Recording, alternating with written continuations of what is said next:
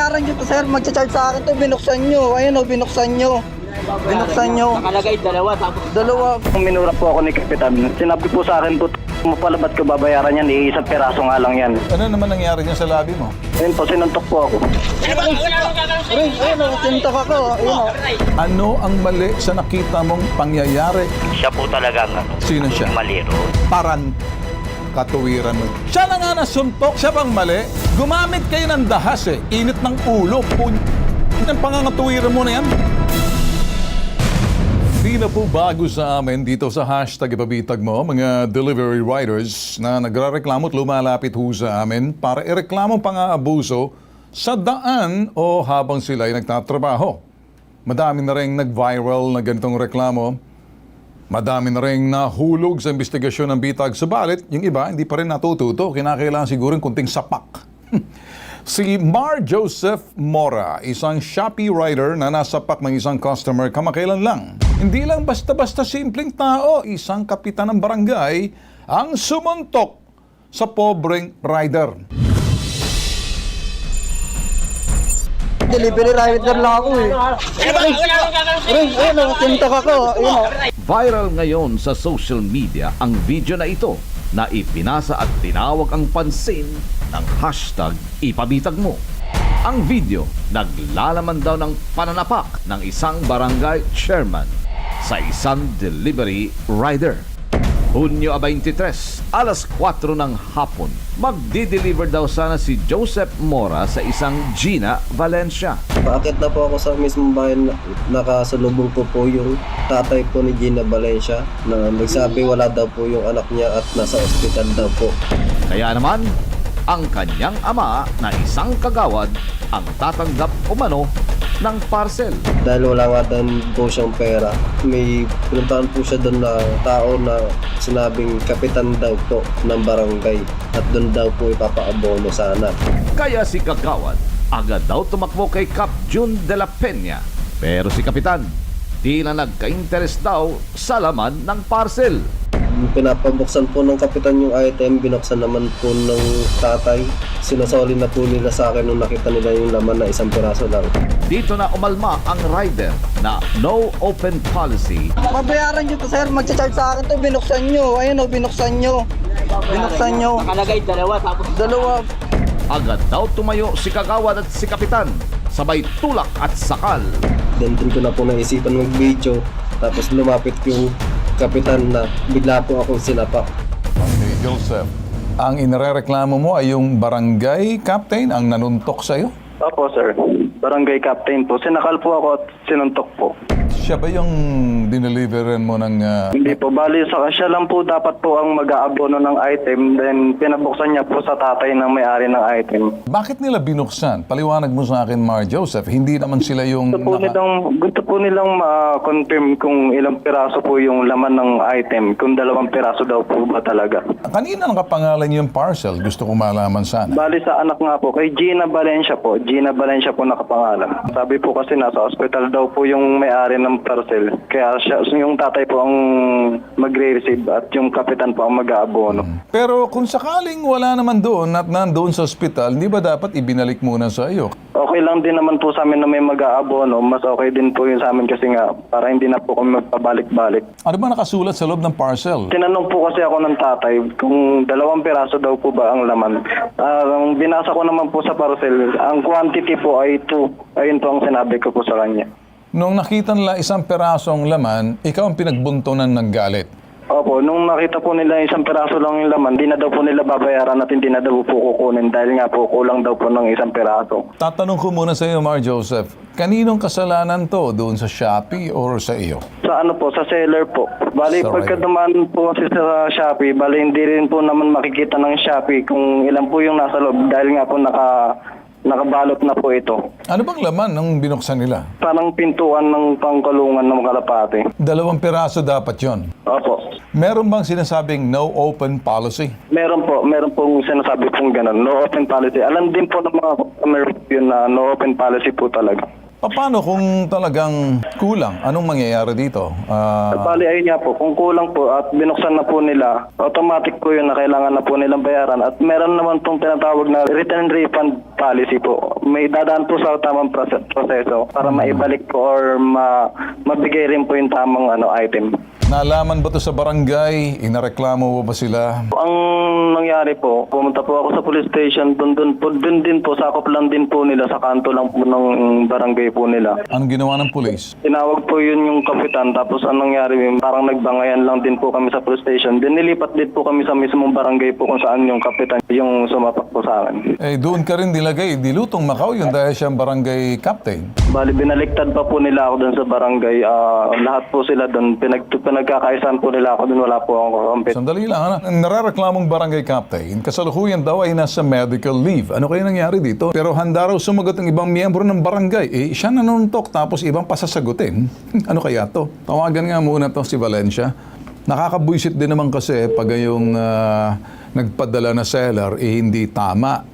Diba? Nakakabwisit na nakakaawa dito kayo. Tinatawagan. Nasa linya ng telepono si Kagawad Reynaldo Valencia. Magandang hapon si Kagawad Reynaldo Valencia. Sir, ano ba nangyari dito na nasuntok daw or sinuntok ba yung rider? Po kasi yan. Yung pong order na yan, ang sabi ko sa rider, paano yan? Kasi yung umorder, nasa ospital. Kasi yung order na yon, anak ni Kap yun. Kaya nga po pumunta ako rito para malaman po ni Kap na may order si yung anak niya. Para malaman po rin po namin kung ano po yung magandang gawin. Okay, tanong ko lang sa iyo, pero Gina Valencia raw nakapangalan. Anak ba ni Kap yun? Asawa ko po yun. Asawa mo. Anak ni Kap ang nag-order ng kulungan ng Kalapati? Opo, Tama? opo, opo. May Shopee account si Gina. Opo, opo. Okay. Care of kay Gina lang, pero sa anak ni Kap to? Opo, opo, opo, opo.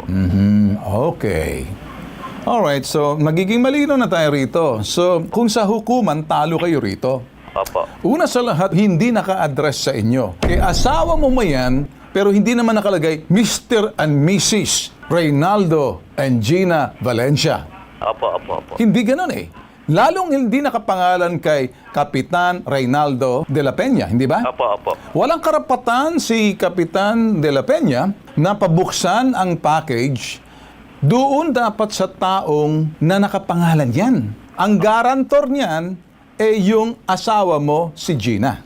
Opo, opo. Dahil nakapangalan kay Gina yan, dahil pinagamit niyang pangalan niya sa account niya, siya ang mananagot, siya rin pwede magsabi, hindi ko babayaran yan at ipapasauli ko, end of story na. Ang naging mangyari, dinala mo itong pobreng rider na hindi mo pinakausap sa misis mong kay Gina, dapat yan kung no open policy. Hindi po. Sinauli nyo. Wala po siya sinabing ganun. Mar, nandoon ka ba nang binubuksan nitong pinabubuksan ni Kap? At nandoon si Reynaldo Valencia, nandoon ka ba? Opo, opo. Anong sinabi mo sa kanila habang tinatangka nilang buksan yung parcel? Kung hinayaan ko na lang po silang buksan kasi nga po, alam po nila yun na no open policy at babayaran na daw Hindi po nila nila alam yun. yun. Joseph, hindi nila alam yun. Dapat sinabi mo rin. Lagi na po sila nag-order sa Shopee, kaya alam na po nila So, no open suki policy. mo na to. Bali, hindi ko po talaga area yun. Tinanong ko po kasi kung saan banda itong address na to. Sinabi po sa akin ng kuya ko na regular yan, regular customer yan, dyan lang yan sa may Nasaan ba ang kuya mo ng panahon yun? Dapat siya nagdi-deliver. Naka-do-off po siya nung araw na yun. Tapos ako po muna yung umerya doon sa may area niya po. Alright, sige. Sinuntok ka ba o talaga may putok ka lang, parang meron kang, singaw ka lang? Suntok po. Bali, tumama po kasi sa ngipin ko po yun pagkasuntok po sa akin. Kaya pumutok po. So hindi yan singaw? Hindi po, hindi po. Kagawad Reynaldo Valencia, Yes nandiyan ka po, ba? idol. Yes po. Okay. Paano pag pinasuri namin sa doktor para sabihin kung ito'y singaw or galing doon sa suntok, masasabi ng doktor yan? Idol, ano po yan? Hindi po talaga sinuntok yan. Anong nangyari dyan? Kinagat niya labi niya? Hindi po, hindi po. Paano nangyari yan? Po, nung sabi ni Kap, sige, babayaran na natin. Sabi Okay. ko noon. Ngayon po, nung bubuksan na namin, parang natapik niya si Kap, pero naitulak naman ni Kap. Natapik niya si Kap. Ano ba nauna? Nagbukas muna kayo o natapik? Natapik na parang sampal? Hindi po, nung bubuksan na po namin. Natapik. Pinipigilan niya kayo na wag buksan. Parang ganun po. Okay. Sa makatuwid, ibig sabihin, wag mong bubuksan. Ba't nyo pinilit? Hindi pa sa inyo yan eh. Opo, opo. Ngayon, ang ginawa ni Kap, alis ka dyan. Yung ganon, Parang, opo. parang ganon. Pa- O di, intentional yon. Kasi hinahawi mo ang tinama sa bibig. So, physical injury pa rin yun. Kasi sinasadya mo kay hindi. Malilintikan ngayon si Kap. Nasaan ba si Kap ngayon? Nasa medical leave daw. Ito ba yung opera niya? Opo, yung sa katarata niya po sa mata. Abay, teka muna. Ang galing na mata niya. Nakakatama pa ng ano. Kung may katarata, dapat hindi siya asintado pa rin na bibig ang tumama. Di ba? Maraming klaseng tapik. Yung open hand na tapik. Open yung palm. Palasampal. O tapik na back fist. Opo. Pasampal. Alin ang ginamit ni Kap? Yung likod ng kanyang kamay or doon sa palad? Hindi po, yung parang patulak po. Parang Patulak. Saan niyang tinulak sa bibig? Hindi naman pwede gano'n. Po, spec kung saan po siya. Reynaldo, hindi mo pwede magkaroon ng putok yan kung itutulak mo ang mukha niya sa nguso. Martial artist ako eh. Pag ako nagtitraining, kuminsan, kahit na naka-gloves ka pa, pag hindi ka naka-mouth guard, ganyan ang mangyayari. Opo, opo. O ngayon, hihirit ka pa. So, igibig kong sabihin, huwag niyong gagawin to at pakisabi dyan sa kapitan mo na ngayon na bahagang buntot, bibigyan ko siya ng pagkakataon sumagot sana, ala siya. Ang sa akin lang dito, wala sa mandato ninyo. Kayo sa Pasay, take 2 na kayo ngayon ha. Nakadalawa na kayo. Ibang barangay. Anong barangay yun? 200, di ba? Tsaka barangay 200, 197, 194. Alam mo yon? Opo, opo.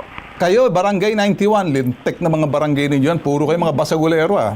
Bisita kaya ako dyan para pakita ko sa inyo kung paano magtamang tapik. Mar, nandiyan ka ba? Po, mali na po yung sinasabi po nila. Yung binubuksan po nila yung parcel, hinahayaan ko na lang po sila. Tapos yung nabuksan na po nila, saka po nila binabalik sa akin. Then sinabi ko po na kailangan na po nilang bayaran dahil nga po binuksan na po nila yung parcel. Dahil matcha-charge po sa akin kung hindi po nila babayaran. Anong ginawa sa'yo nung pumalag ka? Una pong minura po ako ni Kapitan. Sinabi po sa akin po, mo pala ba't ko babayaran yan? Isang peraso nga lang yan. Sabi ko po na, sir, ba't niyo po ako minumura? Nagdi-deliver lang po ako. Doon na po nila ako tinulak-tulak. Sabay, bigla po akong sinakal ni Kapitan. Sinakal ka? Opo, 2 beses po. Tapos, ano naman nangyari niya sa labi mo? Ayun po, sinuntok po ako. Paano ang suntok sa'yo? Pasampal? Kamao? Tama po, nabigla po ako, hindi po ako nakatingin. Nabigla po ako nun. Hindi ka nakatingin kay Kap. So, paano mo nalaman si Kap? Pagkasuntok po sa akin, doon na po ako napalingin sa kanya. Yun nga po, siya po yung sumuntok sa akin. Anong ginawa ng mga kagawad? Wala po. Tinulak-tulak pa rin po ako. Tapos pinalayo lang po yung kapitan. Malis na lang po ako. Pinapaalis po nila ako. Kagawad Valencia. Ay, opo. Narinig mo ba habang kinakausap? Naka-live tayo sa ere ha, please lang. Opo, Okay? opo. Ano masasabi mo sa sinasabi nitong si Joseph Mora na nandoon ka pala? Ako po, umaawat lang po ako. Inaawat ko na po siya. Sinong inaawat mo? Si Joseph Mora. Bakit mo siya inaawat? Hindi naman siya lumalaban. Hindi naman siya Para po kasi sikap. Hindi, nilalayo mo siya, hindi mo siya inaawat. Opo. Sinasalba mo siya kasi medyo sasabog na sikap. Tama? Opo, para... Ayun. Hindi mo siya inaawat eh. Sa dami ninyo. Kita sa video eh. May video kami eh. Opo. Tinutulak-tulak ninyo eh. Kakasabayan sa lugar ninyo, teritoryo, barangay ninyo, kakasa. Kita mo, ang daming tambay dyan, oh. Opo. Andyan si Kapo, lumabas na, oh. Maharap na, oh. Tinutulak-tulak na, oh. Kaya hindi mo siya inaawat. Nilalayo mo lang siya kasi alam mo, mapipinsala siya, mabubugbog siya ng sarado kapag hindi mo siya nilayo. Tama? Opo. Iisa-isahin natin pag nagkaroon tayo ng investigahan sa DILG, papatawag kayo niya. Pagkatapos ilalagay niya doon sa Barangay Affairs Secretary. So tanong, ano ang mali sa nakita mong pangyayari? Ang ano lang po, masasabi ko lang po ron. Kasi siya po talaga ang Sino siya? Ang mali ron. Okay. Katuwiran mo. Siya na nga nasuntok, siya na nga nag-iisa. Siya bang mali? Gumamit kayo ng dahas eh. Init ng ulo. Ang pangangatuwiran mo na yan. Paano siya magsisiga-siga? 6 kayo? Nag-iisa lang yung pobreng rider. Tapos kasalanan niya pa. Kung may kasalanan ma siya, ay sa kanyang pagiging tapat na totoo na kapag nabuksan na, siya ang magbabayad. Totoo yun.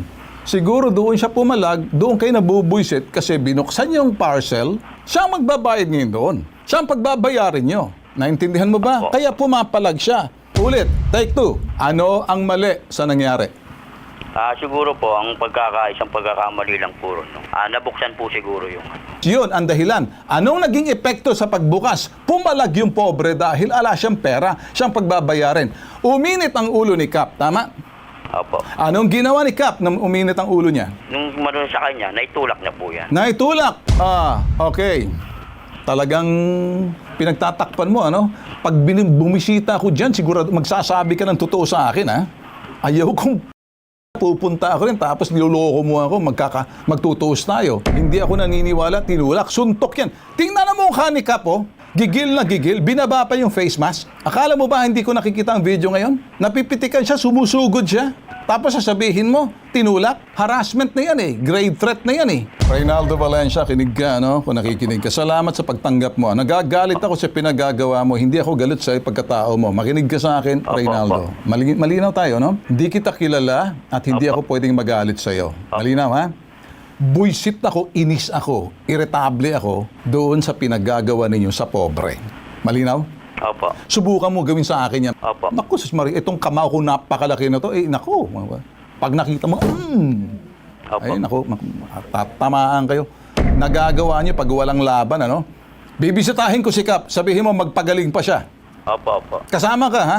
Opo. Siguraduhin mo makarating kay Kapitan, ha? Opo. Ulit-ulit. Siguraduhin mo makarating kay Kapitan. Opo. Gawin kitang mensahero. Kapag hindi, ikaw lalagay ko sa loob ng kalapate, kulungan. Opo, opo. Sige. Balik tayo kay Mar Joseph. Yes po, sir. Tutulungan ka namin, ilalapit namin sa DILG para kung sino man yung bagong DILG Barangay Affairs, ito'y maimbestigahan. Walang karapatan ng sino man manakit, partikular sa mga rider na nagtatrabaho lang kapareho mo. Opo. Okay? Buisit ako rito. Hindi ka namin papabayaan pag ganitong mga simpleng tao nagtatrabaho. Nakatungtong lang sa kalabaw, pakiramdam nila, kalabaw na rin sila. Mabuti sana kung kayo nakatungtong sa mga etchas. Etchas na kayo. Buisit. Ito ang nag-iisang pambansang sumbungan, no holds bar. #ipabitag mo.